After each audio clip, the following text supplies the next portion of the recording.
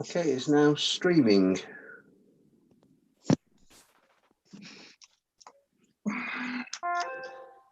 Okay, Julian. So item 1 is apologies for absence. So apologies from Councillors Mitchell, Emery and Gordon. So as the deputy, I'll take the emergency chair on this. Code of conduct, any declarations of interest on this one? I'm not aware of anything in signing off the accounts that could cause any of us a problem. No. Oh. Okay, so then we've only got one item on the agenda, and that's just to pass the accounting statements in the exercise of public rights. So I'll hand over perhaps to Claire to discuss where we are with the documents that were circulated. Yeah, well, basically you've got the format of the AGAR sheets there with precept and everything in. This year the precept amount is the full amount, as opposed to previous years where there was a precept section and Warrington Borough Council, was it grant, wasn't it, Julian? Section, and the grant had to be included with the other receipts. So that's why the one for March 19 doesn't look like the full precept amount. On the plus side, when you look at that, total receipts are up on last year, because obviously if you take out the about 11 grand that was part of the Warrington Borough Council, that puts us even in an even better position on the receipts. Other payments weren't up that much, so we made a little bit more than previous years. So I did circulate the Excel sheets with the profit and loss sheet split down as per the AGAR and the balance sheet as well. But I need to look at go back and look at the discrepancy that has been flagged, because one of the carried forward balances is slightly different, and I'm not sure if that's to do with something from an accrual or something that was from before I started. So I need to go back and look at that. But just to help Claire out, what I flagged up is that the balances in and balances out on the spreadsheet version of the accounts don't match with the balance on the what's it called, the AGAR. The AGAR. Yeah.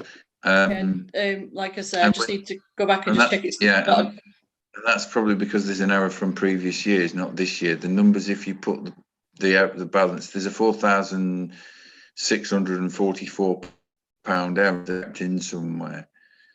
Now I think that's something that's been crept in when we've had the problems with the previous RFO and the handover to Claire.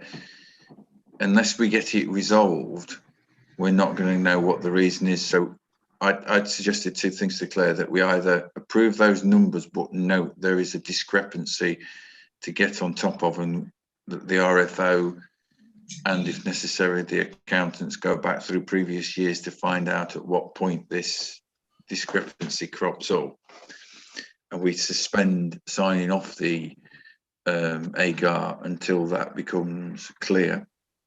Or we know that there's a discrepancy, approve the AGAR, but note that we've got to get to the bottom of why our own account balances and the AGAR ones don't add up. And I'm open to members' views as to what, well, open to the RFOs really, because you've got to deal with this in the clerk as to what we do next, really. Yeah, I mean, from where I sit, I'd go with the second option, because we need to make sure that the accounts are submitted with the discrepancy noted and that it's under investigation, because then we're still within the financial responsibility zone, because we're actually acknowledging that there may be an issue and that we're taking action to correct it. as opposed to delaying it and incurring, you know, additional fees plus. I'm gonna say they get kind of antsy about the accounts, obviously, because they want to make sure public money is being spent properly. Now, all the income and expenditure figures are correct. It's just that balance figure that needs to be looked at.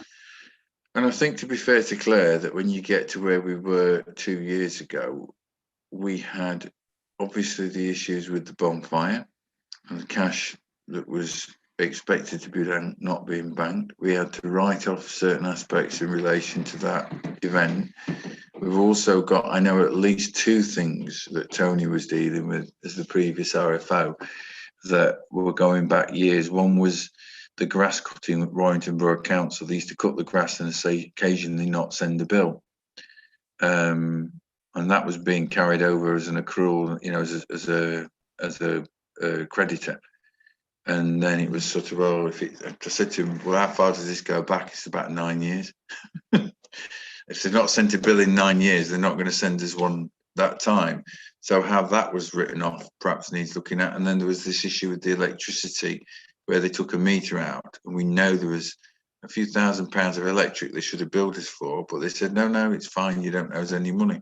So Tony had a figure expecting that bill to come that never came.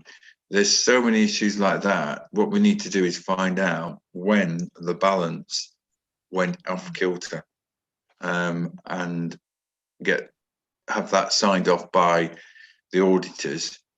And then in future, if we put the right balance in next year with that adjustment as an expenditure item, then the numbers that we show on our profit and loss and our balances should add up in future.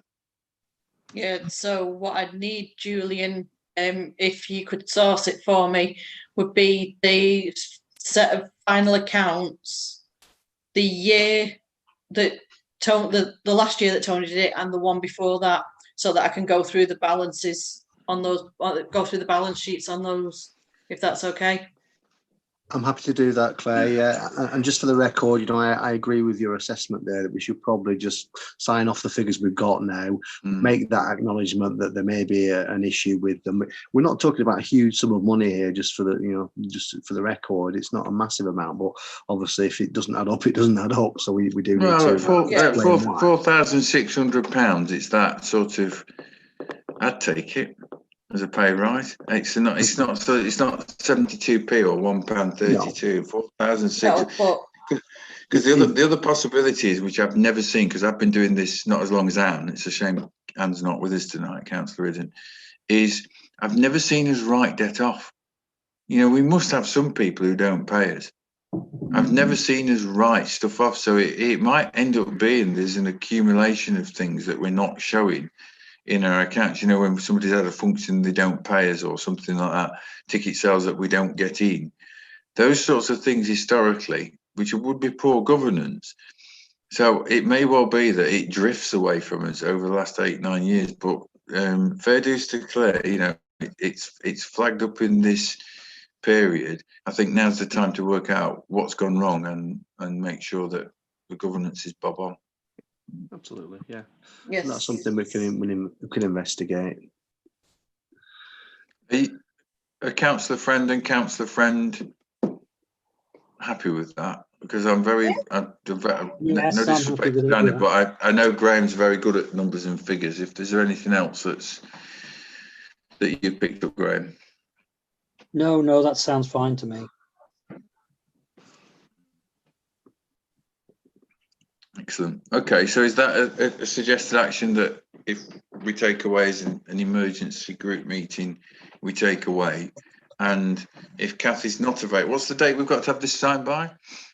Well, there were 2 issues to it. One is you need to sign off the draft statement of accounts tonight, because we have to publish the notice about the public rights to inspect financial documents before the 1st of September. So we need to take some sort of decision tonight in any event. And we're happy that they're right, aren't we? But it's not them that's wrong. It's the balances that's been carried forward in previous years that seem to be the problem. So all the income and everything is right. It's all Yeah. on your profit and loss page on the sheet. Yeah. Like I say, it's just those balances that I'll need to just double check. Yeah. So that can be done if everybody's happy, because I've certainly got no indication that those figures are wrong in any shape, manner or form. But in relation to the AGAR, when that needs to be signed, it just needs to be signed with a minute that notes the investigation of the historic balance being carried forward, not matching those in the current account. Yeah, I was going to say that'll be the minute from tonight, obviously. That'll get recorded on here. So, when is Kathy back from her holidays? Because if this has got to be done, it won't be Mike that needs to sign it off.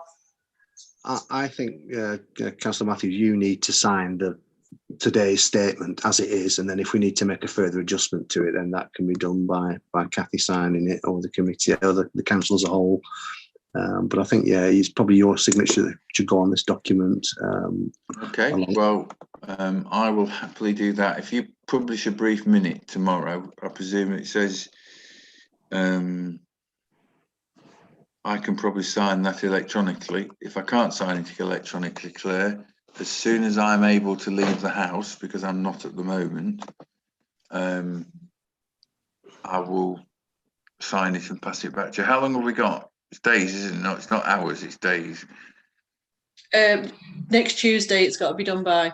Right. Well, but the thing's got to be published by, hasn't it? Yeah, I'll have a go at doing it electronically. If not, I'll print a copy off, sign it, and then the actual submission to the external auditors could be later than that, but we need to do this as a first step to publishing that notice for the public to inspect the receipts and other financial documents. If this all copy off and sign it tomorrow. Basis. Okay. Is that all the business? Yeah, it is, other than to say, obviously, we will now publish the notice for the public to inspect financial documents. The intention is to publish that by Friday of this week.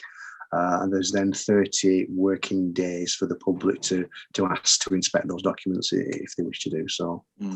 Yeah, because are you putting that together, Julian?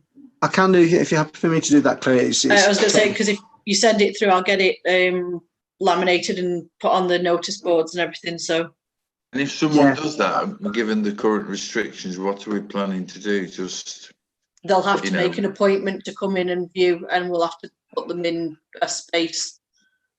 Basically, if we can't have 3 or 4 people turn up and want to go through them together, they will have to book in with me.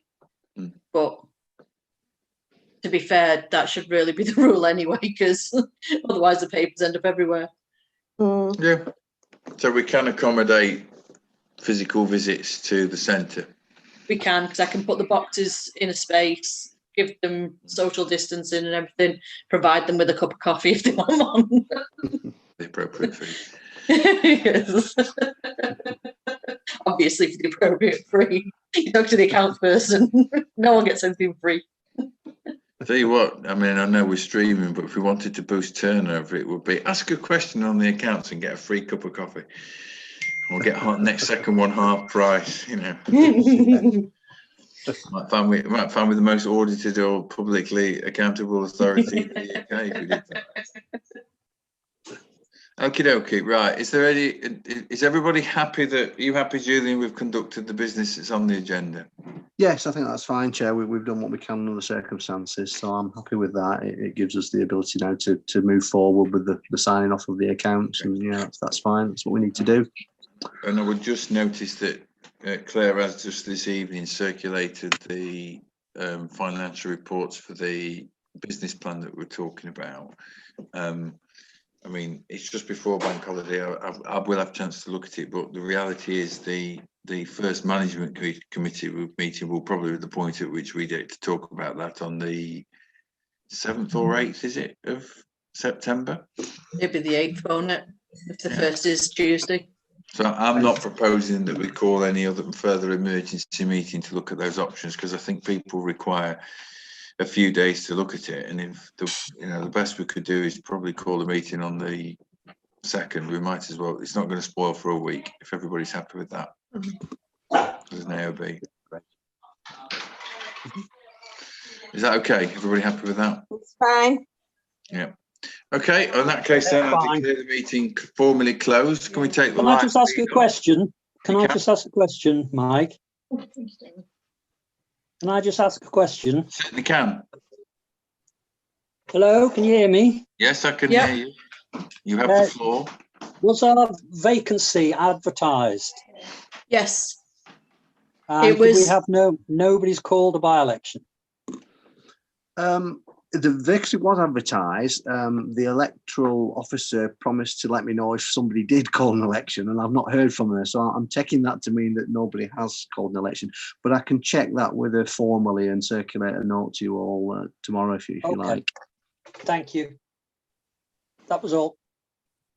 Which I think would then mean that at the next meeting, we will be free to move to either somebody on appointment or advertising it with a view to interviewing before the next parish council at the parish council. That would be my understanding of how that would work, Julian. Advertised within the Labour Party, and we have got somebody come forward. Yes, but as the chair of the deputy chair of the council, and therefore having no political allegiances at the moment, the next council meeting would have a right to decide if it wanted to appoint from, take nominations from the floor, as I understand it, Julian, or to actually then advertise that we are looking to co-opt someone and then invite people to respond to that co-option process, one of whom may well be a member of the Labour Party that's been through some sort of selection process from the ruling group. It's usual when a Labour Party councillor steps down that the Labour Party appoint a replacement if you're co-opting, and likewise with the other parties. I'm in your hands on that. I mean, there's no set process for this. As a kind of proponent of democracy, I like the idea of opening it up to everybody, but it's a matter for the council to decide, and as a controlling group on the council, you could decide to simply appoint someone from your party. But how we appoint and who we appoint would be basic at the next full council meeting. I was going to say, just devil's advocate in favour of what Mike is saying, really, is because one of the things we've just had with, the car parking issue, the school car park, is that a lot of local residents are complaining that things are done behind closed doors. So advertising it and giving them the option, or giving people the option to co-opt into it, would be best. It's just that way, at least it looks more it's more transparent to the public, because they really are on one at the minute, and Kathy in particular is taking a bit of a beating for it. Oh, I'm sure. Well, I think the thing that comes from this, because we're off script in terms of the live stream is still on because of the supplementary. Yes, I realise that. And the point is the agenda point of how we fill that will be on the agenda for the next full council. Yeah. So the councillors who may have one view express that, and obviously if members of the public watching the live feed, Winwick TV, want to come along and lobby, they'd be very welcome to do that. Are we still going virtual in September, or we try to have a proper, as I would call it, sit round the table? I have reserved the rooms for September. I've reserved the room for September for the meetings if we want to do it in person. But if we still want to continue virtual, then I don't mind either way. Again, I'm in your hands. Public meetings are now possible, but obviously we. Are you allowed to travel? Are you allowed to travel outside of your area for that? If that was still in. I am. Apart from, I can travel out of the area and I can engage in business meetings outside of this area. What I can't do is meet socially. So I wouldn't be able, for instance, to have a pint in the bar with you afterwards. Yeah, but yeah, I can still continue business. We'd have to give you £3.30 and send you back to Accrington. I'll have to sit on my own outside. I think if we can, we should always meet round the table, because I think a lot of interactions are said, and I think that's important. So I'd like to think that we could perhaps try to work towards that, but that does require officers to perhaps make that decision. And I'm not aware there's any particular risk assessments. We can lay a number of rooms out. We were pacing it out the other day, weren't we, Claire? That was that's going to be ample for. Yeah, I was going to say we've always come to Eden. Members. Yeah, I was going to say we've managed to have Northwest Boroughs in doing interviewing with social distancing for about 12 people in the room, so we should be able to accommodate the management meeting and the full council meeting comfortably with some space for the public to come in. Councillor Ridden, you've joined us just as I was about to wrap up. Oh, that's all right. I've been struggling for 20 minutes to get in. My internet's rubbish. So it's fine, whatever you have. Does mean that we're quorate, so I will, for the benefit of the minutes, go through what's been agreed principally. Number one is that we publish the accounts that were summary version of the Excel sheet for public document, for public audit. So that is approved. And the second thing is, I have to say I'm the cause of this, the balance figures that we're carrying forward on our profit and loss accounts don't match the figures that are on the AGAR form. Not because the figures in this year's accounts are wrong, but that some errors crept in previous years. So the committee or the council has authorised that the existing figures that's on the AGAR be signed off, subject to a clear minute requiring the RFO and clerk to go back through, if necessary, with the accountants and the auditors to find where that error has occurred and come up with a statement for this year's account, so that next year's figure, everything balances tippity top, tickety boo. Right, fine, whatever, yeah. Are you comfortable with that? I'm comfortable with that, I think. Well, like I said, the findings will be published anyway, so. Yeah, well, that's what I'm saying. So it's if the number in was right, the number in was right, the number out will be right. But the number being put in isn't right, so therefore the number out isn't right, and there's a perpetual error in the numbers. So we need to get to the bottom of that. Yeah, no, that's fair comment. Yeah, no problem. And I no doubt that Julian is now over the moon because we are now quorate for that decision. I can see him beaming. That's fine. No, I'm sorry about. I'm just. I've struggled. I've been pressing. Oh. I'm upset because I've come through because somebody's a joke has rebooted my computer with the word Captain Matthew. So everybody's, if this goes out live, it's what rank is he and what regiment, as it were. And well, there you go. There we go. Is that all we've got? Is that all we were discussing? That's all we were discussing, really. Apart from we'd lapsed then into whether or not the next meeting should be virtual or in person. And we were going to try and work to be in person.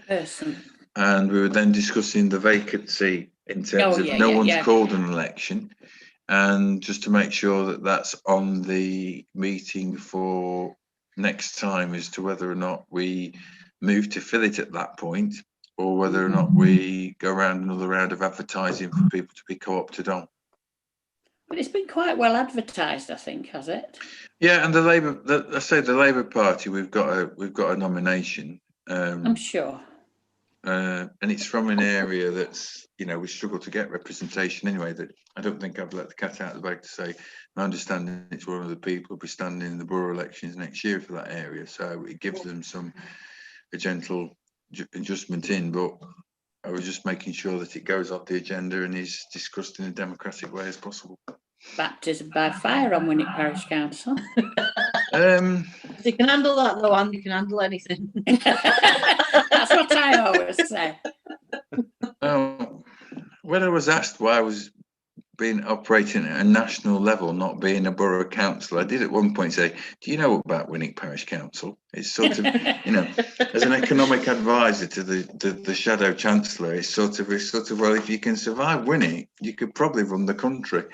Probably could. And I think, and I think it's sort of, I'll never forget Terry O'Neill, God rest his soul, and the look he gave me when I'd said to go on. It was and I thought, it's only a parish council. How hard can this be? You know what Terry O'Neill said?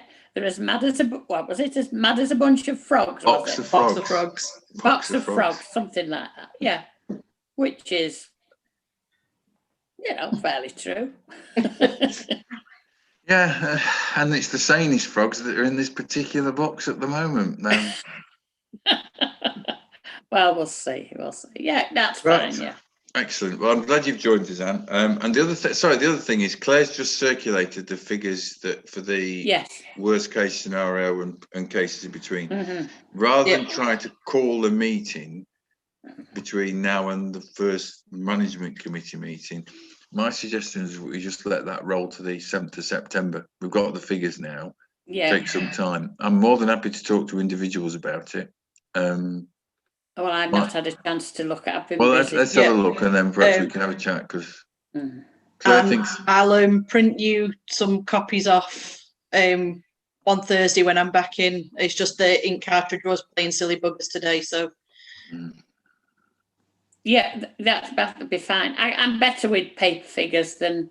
I can't fiddle about on the iPad.